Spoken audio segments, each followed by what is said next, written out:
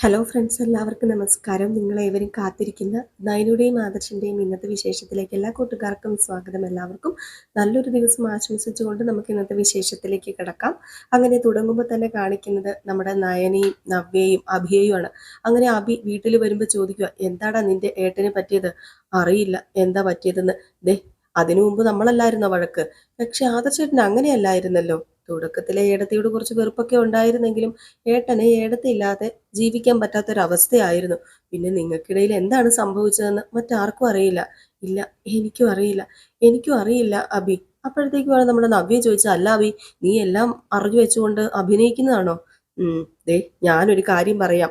അമ്മയോ അമ്മായിയോ ഒക്കെ ആയിരിക്കും ആദർശേട്ടൻ ഇങ്ങനെയാകാൻ കാരണം എന്നൊക്കെ നമുക്ക് ചിന്തിക്കാം. പക്ഷേ അതൊന്നും ഒരിക്കലും നടക്കില്ല. കാരണം വേറെ ആരെങ്കിലും പറയുന്നത് വെള്ളം തൊടാതെ വിഴുങ്ങുന്ന സ്വഭാവമൊന്നും ആദർശേട്ടനില്ല. മറ്റെന്തെങ്കിലും സംഭവം ഏട്ടത്തിക്കും ഇടയിൽ വന്നിട്ടുണ്ടോന്നാ എനിക്കൊരു സംശയം. അപ്പോഴത്തേക്കും നമ്മുടെ കനക പറഞ്ഞു, അത് പിന്നെ മോനോട് ചിലപ്പം ആദർശ് മോനൊന്നും പറഞ്ഞില്ല എന്ന് വരും. പക്ഷെ അനിമോനോട് പറയാതിരിക്കോ? അവനോട് പറയേണ്ടതല്ലേ? അത് ശരിയാ, ഞാൻ അവനോട് സംസാരിച്ചു. പക്ഷെ അവനും ഒന്നും അറിയത്തില്ലെന്നാ പറയുന്നത്. ഇവിടെ അതൊന്നുമല്ല രസം. അവിടെ ആദർശേട്ടനും ഏടത്തിയും തമ്മിൽ എന്തെങ്കിലും ഒരു പിണക്കം ഉണ്ടായാൽ ഏടത്തിക്കൊപ്പം കട്ടയ്ക്ക് കൂടെ നിൽക്കുന്നവരാ മുത്തശ്ശനും മുത്തശ്ശിയും ഒക്കെ. അതുപോലെ തന്നെ എൻ്റെ അമ്മാവന്മാരുടെയും കാര്യം അറിയാലോ. പക്ഷെ ഇവിടെ ഏടത്തി ഇങ്ങോട്ട് വന്നതിൽ മുത്തശ്ശനും മുത്തശ്ശിക്കും വിഷമം ഉണ്ടെങ്കിലും ആദർശേട്ടനോട് പോയി വിളിച്ചോണ്ട് വരാനൊന്നും പണ്ടത്തെ പോലെ പറയുന്നില്ല. ആദർശേട്ടൻ എന്ത് തീരുമാനം എടുത്താലും അതിനൊപ്പം നിൽക്കാനേ പറ്റുള്ളൂ എന്നാ പറയുന്നത്. നമ്മുടെ നവി പറഞ്ഞു, എന്തായാലും ഇതങ്ങനെ വെറുതെ വിടാൻ പറ്റില്ലല്ലോ അഭി. പറ്റില്ലെന്ന് പറഞ്ഞാൽ എനിക്ക് വോയിസ് ഇല്ലാത്ത വീടാ, നിനക്കറിയാലോ. അവിടെ ഞാൻ എന്ത് പറഞ്ഞാലും ആരും കേൾക്കാനൊന്നും പോകുന്നില്ല. ഞാൻ ഇടയ്ക്കൊന്ന് സംസാരിച്ചായിരുന്നു ആദർശേട്ടനോട്. അപ്പം നീ നിന്റെ ജീവിതം നന്നാക്കാൻ നോക്ക്, എന്നെ ഉപദേശിക്കാൻ വരണ്ടെന്ന് മറുപടിയും പറഞ്ഞു. ഇതിൽ കൂടുതൽ പിന്നെ ഞാൻ എന്താ ചെയ്യേണ്ടത്? അപ്പൊ നയന പറഞ്ഞു, അല്ല ആദർശേട്ടന്റെ അമ്മ എന്തെങ്കിലും പറഞ്ഞായിരുന്നോ? അമ്മായി ഇപ്പൊ എന്ത് പറയാന്? അമ്മായിക്ക് നിങ്ങൾ തമ്മിൽ അകന്ന് കഴിയുന്നത് തന്നെയാണല്ലോ ഇഷ്ടം. അതുകൊണ്ട് അവരൊന്നും ഇതിൽ ഇടപെടുന്നില്ലെന്ന് തോന്നുന്നു. വേറൊരു കാര്യവും എനിക്ക് അറിയത്തില്ല, മനസ്സിലാവുന്നില്ല. പിന്നെ ഡിവോഴ്സിനെ കുറിച്ച് അവിടെ ഇപ്പം ചെറിയൊരു ചർച്ചയൊക്കെ നടക്കുന്നുണ്ട്. അത് ഞാൻ കേട്ടായിരുന്നു. അപ്പോഴത്തേക്കും നവ്യ ചോദിച്ചു, നീ എന്താ പറഞ്ഞത്? അതെ, അവിടെ പറഞ്ഞത് കേട്ടതാ. അത് ഏട്ടൻ തന്നെ പറഞ്ഞതാ ഞാൻ കേട്ടത്. ഉം ഏട്ടനിപ്പം ബന്ധം പിരിഞ്ഞാ കൊള്ളാന്നൊക്കെ ഉണ്ട്. ആ രീതിയിലാ ഇപ്പൊ പോക്ക്. ഇനിയിപ്പം ഏട്ടന് മറ്റു ബന്ധങ്ങൾ വല്ലതും. അപ്പൊ നയന പറഞ്ഞു, ഹേയ്, ഒരിക്കലും അങ്ങനെ ആദർശേട്ടൻ ഒരു ബന്ധം തേടി പോവില്ല. അപ്പോഴത്തേക്കാണ് കനക പറയുന്നത്, അല്ല ഇത്രയ്ക്കും പ്രശ്നം ഉണ്ടാകാൻ ഇതിനെന്തായിരിക്കും കാരണം? ഡിവോഴ്സിലൊക്കെ വരെ എത്തി നിൽക്കാനായിട്ട്. ആ, അതൊന്നും എനിക്ക് അറിയില്ല ആന്റി. എല്ലാം സോൾവ് ആകുമായിരിക്കും. ഒത്തിരി നാളൊന്നും ഇങ്ങനെയൊന്നും പോകത്തില്ലായിരിക്കും. നവ്യെ നീ ബാന്നും പറഞ്ഞ അഭി നവ്യനെയും കൂട്ടി അകത്തേക്ക് കയറി പോവാണ് കേട്ടോ. പിന്നെ അവിടെ ഉള്ളത് കനകയും നമ്മുടെ നയനയുമാണ്. അങ്ങനെ കനക പറയാ, നയന മോളെ, നീ ഒരു കത്തെഴുതി വെച്ചിട്ട് പെട്ടെന്ന് ഇങ്ങോട്ട് പോരാൻ പാടില്ലായിരുന്നു. അതാന്ന് തോന്നുന്നു പറ്റിപ്പോയത്. എനിക്കറിയാം അമ്മ ഇത് പറയുന്നു. അതുകൊണ്ടാ പിടിച്ചു നിൽക്കാൻ ഞാൻ നോക്കിയത്. പരമാവധി ഞാൻ പിടിച്ചു നിൽക്കാൻ നോക്കി. ഒരു മുറിക്കകത്ത് കിടന്ന് ഞാൻ നെട്ടം തിരിയുമായിരുന്നു. ആരോടും സംസാരിക്കാൻ പറ്റുന്നില്ല. മനസ്സ് തുറന്ന് ഒന്ന് സംസാരിക്കാനാവാതെ ഞാൻ എത്രമാത്രം പാടുപെട്ടെന്നോ. ആകെപ്പാടി എനിക്ക് അവിടെ സപ്പോർട്ട് ഉള്ളത് അത് ആദ്യചേട്ടൻ്റെ അമ്മയാ. അത് മറ്റുള്ളവർ കാണാൻ മിണ്ടാനോ പറയാനോ ഒന്നും പറ്റില്ലല്ലോ. അതും ചെറിയ വീടൊന്നും അല്ല. 10-30 പേർക്ക് ഒന്നിച്ച് താമസിക്കാവുന്ന വീടാ. അവിടെ ഞാൻ തന്നെ ശ്വാസം മുട്ടി ജീവിക്കാന്ന് പറഞ്ഞാല് അതൊന്നും എനിക്ക് പറ്റില്ല. അതൊക്കെ ഭയങ്കര പീഡനം തന്നെയാ. അതൊക്കെ നമുക്ക് സഹിക്കാൻ പറ്റാത്ത കാര്യമാ. അത് താങ്ങാൻ പറ്റാതെ വന്നപ്പോഴാ ഞാൻ ഈ സാഹസം കാണിച്ചത്. കത്തെഴുതി വെച്ചിട്ട് ഇറങ്ങി പോകുന്നത്. ആ ഒരു തീരുമാനം തെറ്റാണെന്ന് ഇപ്പോഴും എനിക്ക് തോന്നുന്നൊന്നുമില്ലെന്ന്. ഏതായാലും ഇത് കഴിഞ്ഞ് പിന്നെ കാണിക്കുന്ന സീൻ എന്ന് പറഞ്ഞാൽ നമ്മുടെ ദേവയാനിയാണ്. ദേവയാനിയുടെ റൂമില് ഒരു നിവൃത്തിയില്ലാതെ അങ്ങോട്ടും ഇങ്ങോട്ടും നടക്കുകയാണ് കേട്ടോ. കരയാണെന്ന് പറയാം. അങ്ങനെ കണ്ണാടി നോക്കി ഭയങ്കര വിഷമത്തോടു കൂടി കരഞ്ഞുകൊണ്ട് നിൽക്കുകയാണ്. എന്ത് ചെയ്യണം ഏത് ചെയ്യണം എന്നൊന്നും അറിയില്ല. താൻ ചെയ്തത് തെറ്റായിരുന്നോ, താൻ ചെയ്തത് ശരിയായിരുന്നോ, തൻ്റെ മരുമകൾ ഇനി തിരിച്ചു വരില്ലേ, എന്താണ് ആദർശം മോൻ ഇങ്ങനെയൊക്കെ കാണിക്കുന്നതെന്നൊക്കെ ഇങ്ങനെ മനസ്സിൽ വിചാരിക്കുക. ഇതേ സമയം റൂമിൽ ഇരുന്നിട്ട് സമാധാനമില്ലാതെ നമ്മുടെ ദേവയാനി നേരെ ആദർശിന്റെ റൂമിലേക്ക് ചെല്ലുകയാണ്. എന്നിട്ട് മോനെ ആദർശേന്ന് വിളിച്ചു. എന്നിട്ട് പറഞ്ഞു, അത് പിന്നെ അവൾക്ക് എന്തേ സഹിക്കാൻ പറ്റാത്തത് കൊണ്ടായിരിക്കും മോനെ അവള് പിണങ്ങിപ്പോയത്. അതിന് ബന്ധം പിരിയേണ്ട കാര്യം എന്താ? ദേ, എനിക്ക് വിശ്വാസമില്ലാത്ത ഭാര്യയ്ക്കൊപ്പം ജീവിക്കാന് എനിക്ക് ബുദ്ധിമുട്ടുണ്ട്. അല്ല, അവൾ കമ്പനിക്ക് എന്തൊക്കെ നേട്ടങ്ങളാ നേടി തന്നിട്ടുള്ളത്? പിന്നെ എന്താ വിശ്വാസമില്ലായ്മ? അവൾ എന്ത് വിശ്വാസമില്ലായ്മയാ ചെയ്തത്? അവളുടെ ഡിസൈൻസ് ഒക്കെ ഈ വിഷുവിന് ആഘോഷിക്കപ്പെടുവല്ലായിരുന്നോ? അതൊക്കെ മോൻ കണ്ടതല്ലേ? എത്ര കോടികളാ അതുമൂലം നമ്മുടെ കമ്പനിക്ക് കിട്ടിയത്. കോടികൾ കമ്പനിക്ക് കിട്ടിക്കാണും, പക്ഷെ എനിക്ക് എനിക്കതൊന്നും അറിയണ്ട. മോനെ നീ എന്താ ഇങ്ങനെ? മറ്റു ജ്വല്ലറികളെയൊക്കെ വെച്ച് നോക്കുമ്പോൾ നമ്മൾ ഒരുപാട് മുന്നിലല്ലേ? ദേ, ഇതിനു മുമ്പൊക്കെ അങ്ങനെ ആയിരുന്നെങ്കിലും അതുപോലെ അല്ലല്ലോ. അതിനേക്കാളും ഒരു പടി ഒരു പടി ഒരു പടി മുമ്പിലാ. നമ്മുടെ അടുത്ത് മറ്റുള്ളവർക്ക് എത്താൻ പോലും കഴിയത്തില്ല. അതില് അവളുടെ അധ്വാനം കൂടിയില്ലേ? അതുകൊണ്ട് ഞാൻ എന്ത് ചെയ്യണം? ഞാൻ അവളെ ഇവിടെ നിലനിർത്തണോ? അവളെ തെറ്റുകളെ ന്യായീകരിക്കണോ? അവളെ സപ്പോർട്ട് ചെയ്യണോ? അതിന് മാത്രം എന്ത് തെറ്റാ അവള് ചെയ്തത്? അവള് ചെയ്ത തെറ്റെന്താണെന്ന് എനിക്ക് നല്ല ബോധ്യമുണ്ട്. അതെന്താ നീ എന്നോട് പറയാൻ മടിക്കുന്നത്? ഹ്, അവള് ഈ വീട്ടിൽ നിന്ന് ഒഴിവാക്കണമെന്ന് എന്നെക്കാൾ കൂടുതൽ ആഗ്രഹിക്കുന്ന ആളല്ലായിരുന്നു അമ്മ. ആ, അങ്ങനെയുള്ള അവള് ഇതിനു മുമ്പ് പിണങ്ങിപ്പോയപ്പോ ഞാൻ തന്നെയല്ലേ അവളെ പോയി കൂട്ടിക്കൊണ്ട് വന്നത്. ആ, അമ്മ അങ്ങനെ തോറ്റു കൊടുത്തത് ശരിയല്ലെന്നേ ഞാൻ പറയത്തുള്ളൂ. അതിന്റെ കാര്യമില്ലായിരുന്നു. അമ്മ എന്തിനാ തോറ്റു കൊടുത്തത്? ആ, അത് അവളില്ലാതെ ചിലപ്പം നിനക്ക് 1-2 ദിവസം പോകാൻ പറ്റുമായിരിക്കും. അത് കഴിഞ്ഞാല് നിനക്ക് ശരിക്കും ഉറക്കം കിട്ടുവോടാ? നിനക്ക് ഉറങ്ങാൻ പറ്റുമോ? കിട്ടും, ഉറക്കം കിട്ടും. ശരിക്കും എന്താ മോനെ നിന്റെ ഉദ്ദേശം? എനിക്ക് പ്രത്യേകിച്ച് ഉദ്ദേശം ഒന്നുമില്ല. അല്ല, ഞാനൊരു കാര്യം ചോദിക്കട്ടെ, അമ്മയുടെ ഉദ്ദേശം എന്താ? അത് പിന്നെ നിന്റെ മുത്തച്ഛൻ ഒരു രോഗിയാ, അത് നിനക്കറിയാലോ. ചെറിയ അസുഖമൊന്നും അല്ല മുത്തച്ഛനുള്ളത്. ആ മുത്തച്ഛൻ പോലും പറഞ്ഞു കഴിഞ്ഞു എനിക്ക് ഇഷ്ടമുള്ളത് ചെയ്തോളാൻ. ഇപ്പൊ അങ്ങനെയൊക്കെ പറയും, അത് ശരിയാ. കുറച്ച് കഴിയുമ്പോഴേ നിന്റെ മുത്തച്ഛനും മുത്തശ്ശിയും തന്നെ പറയും അവളെ പോയി വിളിച്ചോണ്ട് വരാന്. അപ്പൊ നീ പോയി വിളിച്ചോണ്ട് വരുവോ? അപ്പൊ അവൾ ഇങ്ങോട്ടേക്ക് വരുമോ എന്ന് ആർക്കറിയാം. പിന്നെ നിന്റെ അച്ഛന്റെ കാര്യമോ? ഇന്നലെയാണെങ്കിൽ ജയേട്ടൻ ഉറങ്ങിയിട്ടില്ല, നിനക്കറിയാമോ? ജയേട്ടൻ റൂമിൽ വീർപ്പ് മുട്ടുമായിരുന്നു. അല്ല, എന്നിട്ട് അച്ഛൻ എന്നോട് അങ്ങനെയൊന്നും പറഞ്ഞില്ലല്ലോ. പറയത്തില്ല, നിന്നോടൊന്നും പറയത്തില്ല, പറയേണ്ട കാര്യമില്ല. പക്ഷെ നിന്റെ ഇപ്പോഴത്തെ പോക്കില് നല്ല വിഷമമുണ്ട് ജയേട്ടന്, അത് എനിക്കറിയാം. അത് പിന്നെ എനിക്ക് തോന്നിയില്ല, അമ്മയ്ക്ക് തോന്നുന്നുണ്ടായിരിക്കും. ഞാൻ എന്ത് തീരുമാനം എടുത്താലും അതിനെ പിന്തുണയ്ക്കാന്ന് അച്ഛൻ പറഞ്ഞത്. അതുപോലെ തന്നെയാ ഇളയച്ചനും. എന്റെ പൊന്നു മോനും നിനക്കെന്താ? അപ്പൊ നിന്റെ തീരുമാനം ശരിക്കും എന്താ? എന്റെ തീരുമാനം എന്താണെന്ന് ഞാൻ പറഞ്ഞു കഴിഞ്ഞല്ലോ. ഞാനേ ഒരു അഡ്വക്കേറ്റിനെ കാണാൻ പോവാ. എന്നിട്ട് എനിക്ക് ഒരു ഡിവോഴ്സ് നോട്ടീസ് അയക്കണം. അതാണ് എന്റെ തീരുമാനം. ഇതിൽ കൂടുതൽ ഒരു തീരുമാനം എനിക്കില്ല. അപ്പോഴത്തേക്ക് നമ്മുടെ ദേവയാനി പറഞ്ഞു, കല്യാണം കഴിഞ്ഞ സമയത്ത് എനിക്ക് അവളോട് വെറുപ്പായിരുന്നു. നിനക്കും അങ്ങനെ തന്നെ അല്ലായിരുന്നോ? അന്ന് നീ വക്കീലിനെ ഒന്നും കാണാൻ പോയിട്ടില്ലല്ലോ. അന്ന് എനിക്കും അമ്മയ്ക്കും ഒക്കെ അവളോട് വെറുപ്പായിരുന്നു. എന്താ ഇപ്പം അമ്മയ്ക്ക് അവളോട് വെറുപ്പില്ലെന്നാണോ അമ്മ പറഞ്ഞു വരുന്നത്? ഏ, എന്ന് ചോദിച്ചാല് നിന്റെ മുത്തച്ഛനും മുത്തശ്ശിയൊക്കെ അവളെ ഒരുപാട് ഇഷ്ടപ്പെടുന്നുണ്ടല്ലോ. അപ്പം അങ്ങനെ ഒരു സാഹചര്യത്തില് അവളെ ഒഴിവാക്കുന്നതിനോട് എനിക്ക് യോജിപ്പൊന്നുമില്ല. ഉം, ഞാന് അതിനൊക്കെ അഡ്ജസ്റ്റ് ചെയ്യാൻ പഠിച്ചു. എങ്കിലേ എനിക്ക് അഡ്ജസ്റ്റ് ചെയ്യാൻ പറ്റില്ല. എനിക്ക് അവളോടൊപ്പം ഒന്നിച്ച് ജീവിക്കാൻ പറ്റില്ല. അല്ല, നിനക്ക് എന്തുകൊണ്ടാ പറ്റാത്തത്? അതെന്താ നിനക്ക് പറ്റാത്തത്? ഇത്രയും ദിവസം സന്തോഷത്തോടു കൂടി ജീവിച്ച് നിങ്ങൾ എന്തിനു പിരിയുന്നത്? അവളുടെ ഒപ്പം എന്തുകൊണ്ട് നിനക്ക് ജീവിക്കാൻ പറ്റുന്നില്ല? അത് പിന്നെ എനിക്ക് പറ്റാത്തത് കൊണ്ട് തന്നെ. ഇതിന് പ്രത്യേകിച്ച് ന്യായീകരണമൊന്നുമില്ല. പിന്നെ അമ്മ പേടിക്കണ്ട, അവൾ ഇല്ലെന്ന് കരുതി ഒരു ദിവസം പോലും ഞാൻ ഉറങ്ങാതെ ഇരിക്കാൻ പോകുന്നില്ല. അതുപോലെ കഴിക്കാതിരിക്കാനും പോകുന്നില്ല. എന്നാലേ എന്റെ കാര്യം മറിച്ച, ഈ കുടുംബത്തിൽ വന്നിട്ടുള്ള ഒരു പെണ്ണുങ്ങളും സ്വന്തം വീട്ടിൽ പോയി പിണങ്ങിയൊന്നും അധിക കാലം നിന്നിട്ടില്ല. ബന്ധം പിരിയുന്നതിനെ കുറിച്ച് ചിന്തിച്ചിട്ട് കൂടിയില്ല. അറിയാലോ, അത് അനന്തപുരി തറവാട്ടിനും നിന്റെ മുത്തശ്ശനും കൂടി നാണക്കേടാ. അതൊക്കെ അറിഞ്ഞു വെച്ചുകൊണ്ടാണല്ലോ നീ ഇപ്പൊ ഡിവോഴ്സിന്റെ തീരുമാനം എടുത്തത്. ഈ സാഹചര്യത്തിൽ എനിക്ക് ഡിവോഴ്സിനെ കുറിച്ച് ചിന്തിക്കാനേ പറ്റില്ല. ഓഹോ, അപ്പം ഞാൻ അവളെ വിളിച്ചോണ്ട് വന്നില്ലെങ്കിൽ, ഞാൻ അവളെ ഡിവോഴ്സ് ചെയ്താൽ അമ്മയ്ക്ക് ഉറക്കം നഷ്ടപ്പെടുമെന്നല്ലേ പറയുന്നത്? അതേടാ, എനിക്ക് ഉറക്കം നഷ്ടപ്പെടും, ഉറക്കം നഷ്ടപ്പെടും. അതുകൊണ്ട് തന്നെയാ ഞാൻ അവളെ വെറുക്കുന്നു എന്ന് പറഞ്ഞ് അവളുടെ അച്ഛനും അമ്മയും അവിടെ വീട്ടിൽ പിടിച്ചു നിർത്തിയപ്പം ഞാൻ എന്റെ ആത്മാഭിമാനം പണയം വെച്ചിട്ട് അവളെ പോയി വിളിച്ചോണ്ട് വന്നത്. അറിയാലോ നിനക്ക്.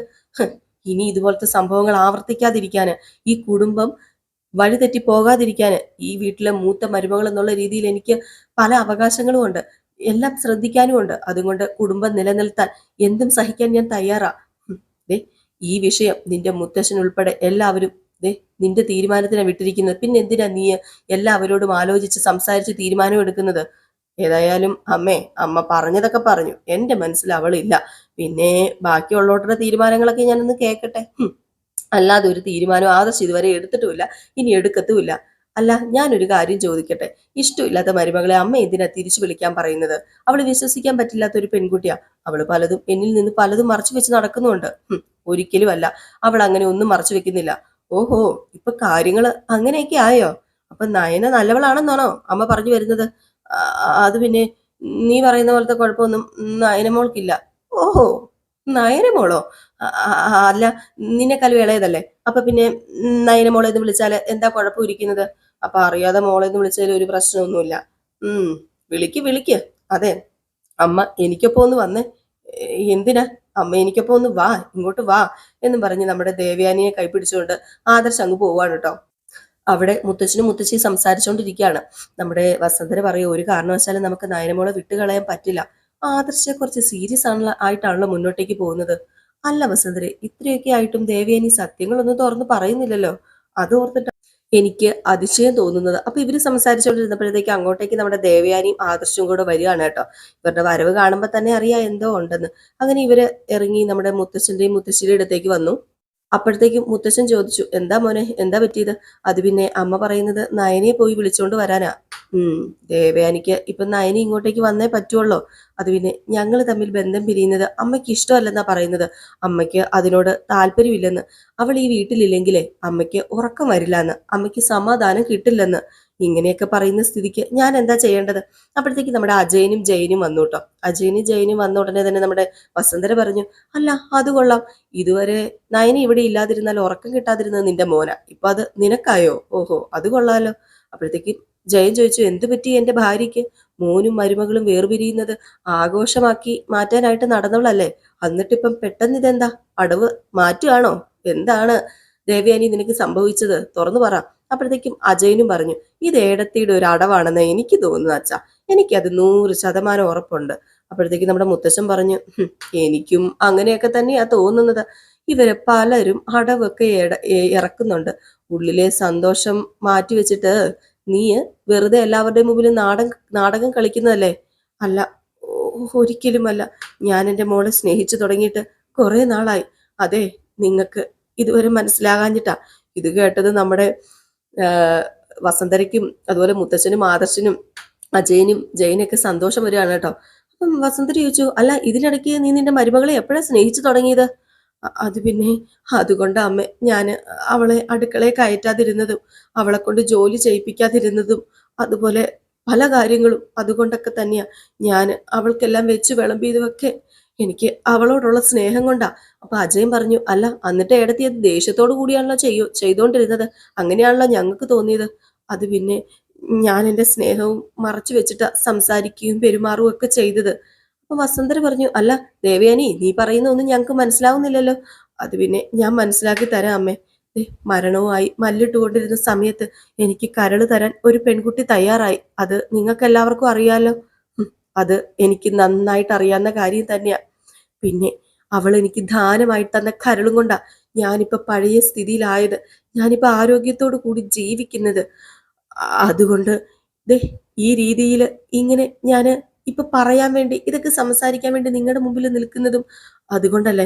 പക്ഷെ പലപ്പോഴും ഞാൻ നിങ്ങൾ ഓരോരുത്തരോട് ചോദിച്ചു, എന്നെ സഹായിച്ച പെൺകുട്ടി ആരാണ്, എനിക്കൊന്ന് കാണാൻ പറ്റുമോ, എന്നെ ഒന്ന് കാണിച്ചു തരുമോ, എനിക്കൊന്ന് സംസാരിക്കാൻ പറ്റുമോ? ഏതായാലും അവസാനം അത് കണ്ടുപിടിച്ചേ മതിയാവൂ എന്ന ആ ഒരു രീതിയിൽ ഞാൻ യാത്ര ചെയ്തപ്പം എനിക്ക് തെളിവുകൾ ഓരോന്നായി ഓരോന്നായി കിട്ടി. ആ കരള് തന്ന പെൺകുട്ടി ആരാണെന്ന് ആരാണെന്ന് എനിക്ക് മനസ്സിലായി. ആ തെളിവുകളിൽ പിടിച്ചു കയറി ആ പെൺകുട്ടി ആരാണെന്ന് എനിക്ക് മനസ്സിലായി. ഞാൻ ആ പെൺകുട്ടിയുടെ അരികിലെത്തി. എനിക്ക് കരള് ദാനമായി തന്നവള് എൻ്റെ കൺമുമ്പിൽ തന്നെ ഉണ്ടായിരുന്നു. അതറിയാതെ ഞാൻ ഒരുപാട് നാള് നടന്നത്. എൻ്റെ മരുമകളുടെ രൂപത്തിലായിരുന്നു എൻ്റെ കൺമുമ്പിൽ അവൾ ഉണ്ടായിരുന്നത്.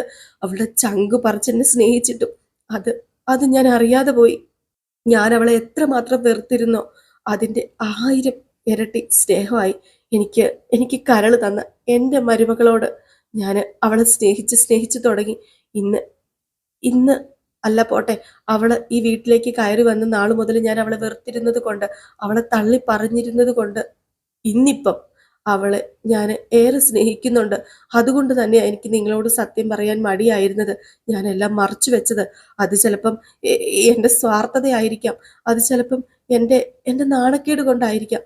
നയനയോട് പോലും ഞാൻ അതേക്കുറിച്ചൊന്നും പറഞ്ഞില്ല. പക്ഷെ അവളും മിടുക്കിയ, നല്ല മിടുക്കി. അതുകൊണ്ട് എൻ്റെ പല പ്രവൃത്തിയിലും സംശയം തോന്നി എൻ്റെ മരുമകള് ആ സത്യം തിരിച്ചറിഞ്ഞു. അമ്മായിയമ്മ എല്ലാം അറിഞ്ഞു, അമ്മായിയമ്മ സ്നേഹിക്കുന്നുണ്ട് എന്നൊക്കെ അവൾ മനസ്സിലാക്കി. അതിൽ പിന്നെ ഞാനും എൻ്റെ മരുമകളും പരസ്പരം അറിഞ്ഞു, ഞങ്ങള് സ്നേഹിക്കാൻ തുടങ്ങി. പിന്നെ അതുകൊണ്ട് തന്നെ അന്നത്തെ ആ ഒരു ഫംഗ്ഷനിൽ, ആ WCCയുടെ ഫംഗ്ഷനിൽ ഞങ്ങൾ രണ്ടുപേരും ഒരുമിച്ച് പങ്കെടുത്തത്, അന്ന് ഞാൻ പങ്കെടുത്തില്ലെങ്കിൽ അവാർഡ് മേടിക്കില്ല എന്ന് അവൾ പറഞ്ഞില്ലേ, അതെന്തിനാണെന്ന് നിങ്ങൾക്കറിയാമോ? അതും എൻ്റെ കള്ളത്തരം പൊക്കാൻ വേണ്ടി തന്നെയാ. ഞാനാണ് ആ അവാർഡിന് പിന്നിലെന്ന് അവൾക്ക് നന്നായി അറിയായിരുന്നു. അതുകൊണ്ട് തന്നെ അവള് പങ്കെടുക്കില്ല എന്ന് പറയുമ്പം ഞാൻ ഒരിക്കലും അത് സഹിക്കില്ലെന്ന് അവക്കറിയാം. ഞാൻ അവിടെ എത്തുന്ന ഉറപ്പുണ്ട് അവക്ക്. അതുകൊണ്ട് അവൾ അന്ന് അങ്ങനെ വാശി പിടിച്ചത്. അതുപോലെ പലതും പലതും പലതും ഞങ്ങൾ ചെയ്തു. ഞങ്ങൾ ഒരുമിച്ച് ഷോപ്പിങ്ങിന് പോയി, റെസ്റ്റോറൻറ്റിൽ പോയി. അതുപോലെ എൻ്റെ എൻ്റെ എല്ലാം എല്ലാമായി മാറി എൻ്റെ മരുമകള്. പിന്നെ എൻ്റെ മോളോട് ഞാൻ തന്നെയാ പറഞ്ഞത്, ഈ കാര്യം ആരോടും പറയരുത്, പുറത്തൊന്നും പറയരുത് എന്ന്. അതുകൊണ്ട് അവളിത് ആരോടും പറയാതിരുന്നത്. അപ്പോഴത്തേക്ക് നമ്മുടെ മുത്തശ്ശൻ പറഞ്ഞു, ഞാനൊരു കാര്യം പറയട്ടെ, ഞങ്ങൾ നിന്നോട് തെറ്റൊന്നും ചെയ്തിട്ടില്ല. പിന്നെ കരള് ദാനം ചെയ്യാൻ നയനി ഇങ്ങോട്ട് തയ്യാറായി വന്നപ്പോൾ അവളെ തടഞ്ഞു. പക്ഷെ ആ കുട്ടി അത് കേട്ടില്ല. പിന്നെ തെറ്റ് ചെയ്തത് മറച്ചു വെച്ചത്. അത് എന്തിനാണ് മറച്ചു വെച്ചതെന്ന് അത് വേറൊന്നും കൊണ്ടുമല്ല, മരുമോളാണ് സഹായിക്കുന്നത് എന്നറിഞ്ഞാല് അത് സ്വീകരിക്കില്ല എന്ന് ഞങ്ങൾക്കറിയായിരുന്നു. അതുപോലെ നയനിക്കും അറിയായിരുന്നു. അതുകൊണ്ട് ഉറപ്പായിട്ടും നീ അറിയേണ്ട സത്യം ഞങ്ങൾ മറച്ചു വെച്ചത്, അല്ലാതെ വേറൊന്നും കൊണ്ടുമല്ല. അപ്പോഴത്തേക്ക് നമ്മുടെ ജയം പറഞ്ഞു, എന്ന് വെച്ചാൽ ഐസി കിടക്കുമ്പോൾ പോലും നിന്റെ കരള് തകരാറിലാക്കിയത് നയനയാണെന്നല്ലേ നാഴിക്ക് 40 വട്ടവും പറഞ്ഞുകൊണ്ടിരുന്നത്? അത് മാത്രമാണോ മനഃപൂർവ്വം പാലിൽ വിഷം കലർത്തി നയന തന്നെന്നല്ലേ വിശ്വസിച്ചിരുന്നത് നീ? ഇതും കൊണ്ടൊക്കെ എങ്ങനെയാ എങ്ങനെയാ എല്ലാ കാര്യവും തുറന്നു പറയുന്നത്? ജലജയും ജാനകിയും ഒക്കെ പിന്താങ്ങിയപ്പം അതാണ് ശരിയെന്ന് പറഞ്ഞുകൊണ്ട് നയനെ മാറ്റി നിർത്തുകയും ചെയ്തു. പിന്നെ എങ്ങനെ ശരിയാകും? അപ്പൊ വസുന്ധര പറഞ്ഞു, അവിടെ പിന്നെ നടന്നതൊക്കെ നിന്നോട് പറയാൻ എല്ലാവർക്കും മടിയായിരുന്നു. അത് സ്വാഭാവികമാ. നീ ആ സമയത്ത് നയനമോളുടെ സഹായം സ്വീകരിച്ചില്ലായിരുന്നെങ്കിൽ ചിലപ്പോൾ പിന്നെ പിന്നെ ഉണ്ടല്ലോ എന്താ നടക്കാൻ പോകുന്നത്? നിന്നെ ഞങ്ങൾക്ക് കാണാൻ പോലും കഴിയില്ലായിരുന്നു. അപ്പോഴത്തേക്ക് മുത്തശ്ശൻ പറഞ്ഞു, അതുകൊണ്ടാണ് ഒരിക്കലും കള്ളം പറയാത്ത ഞങ്ങൾ നിന്നിൽ നിന്നെല്ലാം മറച്ചു വെച്ചത്. അത് പിന്നെ ഇപ്പം ഞാൻ ചെയ്ത തെറ്റേറ്റു പറഞ്ഞില്ലേ അച്ഛാ? സത്യം പറഞ്ഞാലും നയനമോള് ഇവനോട് ആ സത്യം പറയാനാ ഇങ്ങോട്ടേക്ക് വന്നത്. അവളെല്ലാം തുറന്നു പറയാൻ തുടങ്ങിയതാ. പക്ഷെ ഒരിക്കൽ പോലും ഇവൻ അത് കേൾക്കാൻ തയ്യാറായില്ല. ഇവൻ അവളുടെ സംസാരത്തിനൊന്നും ഒന്നും ഇത് കൊടുത്തില്ല, കാത് കൊടുത്തില്ല. എല്ലാം എല്ലാം അവൾ സഹിച്ചു നിൽക്കുകയായിരുന്നു. ഇവന്റെ മനസ്സ് നിറയെ ആ സമയത്തും അവളോട് ദേഷ്യമായിരുന്നു. എൻ്റെ മോള് ചങ്കു പൊട്ടിയ ഇവിടെ നിന്ന് ഇറങ്ങിപ്പോയത്. ആരോ ഇവന്റെ മനസ്സിൽ വിഷം കുത്തി നിറച്ചിട്ടുണ്ട്, അതുറപ്പുള്ള കാര്യമാണ്. ഇപ്പം ഞാൻ എല്ലാം തുറന്നു പറഞ്ഞ സ്ഥിതിക്ക് ഈ എൻ്റെ എൻ്റെ മരുമകളെ തിരിച്ചു കൊണ്ടുവന്നൂടെ? അതുമല്ല, എന്താണ് ആദർശിന്റെ മനസ്സിലെന്ന് ഇപ്പം നീ തുറന്നു പറയണം. അത് പിന്നെ അത് തൽക്കാലം എനിക്ക് തുറന്നു പറയാൻ പറ്റില്ലെങ്കിൽ വേണ്ട, നീ പറയണ്ട. മര്യാദയ്ക്ക് നീ പോയി ഇന്ന് തന്നെ നയനമോളെ വിളിച്ചോണ്ട് വരണം. നയനമോളില്ലാതെ എനിക്കിവിടെ നിൽക്കാൻ പറ്റില്ല. നയനമോളില്ലാത്ത വീട്ടിൽ ഞാൻ ഇവിടെ നിൽക്കില്ല. ഞാൻ പറഞ്ഞത് സത്യമാ. നയനമോൾ ഇല്ലെങ്കിലുണ്ടല്ലോ ഞാൻ ഇവിടെ നിൽക്കില്ല, അത് ഉറപ്പുള്ള കാര്യമാണ്. പിന്നെ ഞാൻ പറഞ്ഞതെല്ലാം സത്യങ്ങൾ തന്നെയാ. അതുകൊണ്ട് പറയാ, എനിക്ക് എൻ്റെ നയനമോളെ വേണം. അവളില്ലാതെ എനിക്ക് പറ്റില്ല. എനിക്ക് നയനമോളില്ലാതെ ഒരു നിമിഷം ഇവിടെ ജീവിക്കാൻ പറ്റില്ല എന്ന് ഞാൻ പറഞ്ഞിട്ടുണ്ടെങ്കിൽ അത് 100% സത്യം തന്നെയാ. മനസ്സിൽ തട്ടിയ പറയുന്നത്. ദേവി ഏത് ഞാൻ കാലു പിടിക്കുക, എൻ്റെ മോളെ വിളിച്ചോണ്ട് വരണം. നീ പോയിട്ട് വാ ആദർശേ, നീ പോയിട്ട് വാ. മോനെ, ഞാൻ പറഞ്ഞ നീ പോവില്ലേ? നിന്റെ അമ്മയുടെ വാക്ക് നീ കേക്കില്ലേ? എന്താ എന്താ നീ ഒന്നും മിണ്ടാതെ നിൽക്കുന്നത്? നീ ഇനിയും നയനെ വിളിക്കാൻ പോവില്ലേ? അവളെ കൂട്ടിക്കൊണ്ട് ഇങ്ങോട്ട് വരില്ലേ? ഏതായാലും ആദർശം ഒന്നും പറയാതെ അങ്ങ് പോവുകയാണ് കേട്ടോ. ദേവയാനി ആണെങ്കിൽ വല്ലാത്തൊരവസ്ഥയിൽ ഇങ്ങനെ നിൽക്കുക. എന്നിട്ട് ദേവയാനി ചോദിക്കുക, നിക്കട അവിടെ, നീ എന്താ ഒന്നും പറയാതെ പോകുന്നത്? അത് പിന്നെ എനിക്കൊന്നും പറയാനില്ലമ്മേ, അതും കൊണ്ടാണ് ഞാൻ പറയാതെ പോകുന്നത് എന്നും പറഞ്ഞ് നമ്മുടെ ആദർശ് തിരിഞ്ഞ് ആ കാര്യവും പറഞ്ഞിട്ട് അങ്ങ് പോയി കേട്ടോ. ചങ്കു പൊട്ടി നിൽക്കുന്ന നമ്മുടെ ദേവയാനിയെ കാണിച്ചിട്ടാണ് ഇന്നത്തെ വിശേഷം അവസാനിക്കുന്നത്. ഏതായാലും ആദർശിന് ഈ സത്യമെല്ലാം അറിയാമെന്ന്, അതായത് ആദർശ് ഈ സത്യമെല്ലാം അറിഞ്ഞു എന്ന്, അതായത് നമ്മുടെ ദേവയാനി നയനയെ സ്നേഹിക്കുന്നതൊക്കെ അറിഞ്ഞു, നേരത്തെ മുൻകൂട്ടി അറിഞ്ഞു എന്ന് ആദർശ് ഇതുവരെ പറഞ്ഞിട്ടില്ല. അതുകൊണ്ടാണ് നമ്മുടെ നയനെ കൊണ്ടാക്കിയതെന്നൊന്നും പറഞ്ഞിട്ടില്ല കേട്ടോ. അപ്പോൾ ഏതായാലും നമുക്ക് എല്ലാവർക്കും കാത്തിരിക്കാം അടുത്ത വിശേഷത്തിനായിട്ട്. അപ്പോൾ അടുത്ത വിശേഷവുമായിട്ട് വരാട്ടോ. അതുപോലെ തന്നെ നമ്മുടെ ചാനൽ ഇതുവരെ സബ്സ്ക്രൈബ് ചെയ്ത് വയ്ക്കാത്തവരൊന്ന് സബ്സ്ക്രൈബ് ചെയ്ത് വെക്കണം. അതിനോടൊപ്പം തന്നെ നമ്മുടെ വീഡിയോ ഇഷ്ടപ്പെട്ടെങ്കിൽ ഒരു ലൈക്കും കൂടി അടിച്ചിട്ട് വേണം. അപ്പോൾ എല്ലാവർക്കും ടാറ്റാ, ബൈ ബൈ.